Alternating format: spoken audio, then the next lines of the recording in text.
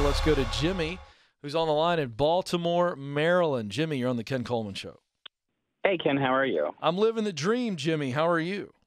Hey, I'm doing well, doing well. I do heating and air conditioning, and I'm in September going to go ahead and finally get my master's. I should have had that a long time ago, and just by listening to your show, I've been moved to do that. And one of the things that I struggle with, even in my personal life, is conflict and speaking up for myself. And recently, I had a conversation with my boss about we have a field supervisor position that has been vacant for quite some time, and I went ahead and put myself out there, and it's looking good. I didn't get 100% yes yet, but we talked about one of the things that I struggle with is conflict, and I'm the kind of guy that can make someone laugh, and I can joke around, and now I got to maybe go into a role of like, okay, you need to.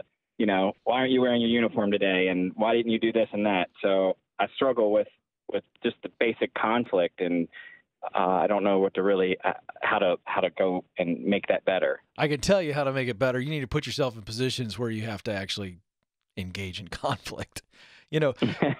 Doing conflict well is a learned skill. It's just like learning how to communicate well. And so if you had called me and said, hey, Ken, I need to learn how to communicate better, I'd say, all right, let's put yourself in some positions where you got to communicate under pressure and on the spot. And it's interesting that you are struggling with this, because this is just about leading people. That's what this boils down to. And you struggle with being direct, and you're calling that conflict. And I wouldn't even call what you're talking about conflict being conflict. But I understand what you're saying. And so, there's books you could go read. There's probably some webinars. I would recommend that you go see what's out there.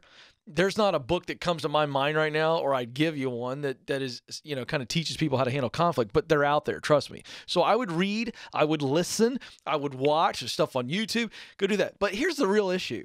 You just gotta man up. You want the role, don't you? Yeah, I do. Yeah, so listen, how would you want to be treated if you had to be confronted by a leader? How would you want to be treated? Just give me a couple, 2 or 3 things that are important to you. I guess just straight up and respectful. Wait a sec. What? Straight up and respectful? Okay, I think that's a pretty good idea. Jimmy, can you be straight up? Yes or no? Yes. Yeah.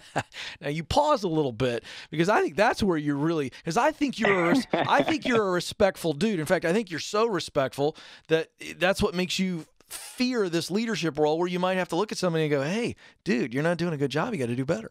Am I right? Yeah. Okay. Yeah, no, you're absolutely right. So here's the deal. You've got respect in spades. You're good. You're overflowing with respect. Am I right or wrong? Yes. All right. So it's the straight up part. And here's the deal. Here's the deal. Since you're overflowing in respect, don't worry about that part. That it's going to come out respectful. Just be honest. And just do the old, here's one thing for you that you can take away on this call. You just need to do the old sandwich routine. Compliment, criticism, compliment. George, you're such a good dude. You're a great guy for our company. You're one of our best technicians.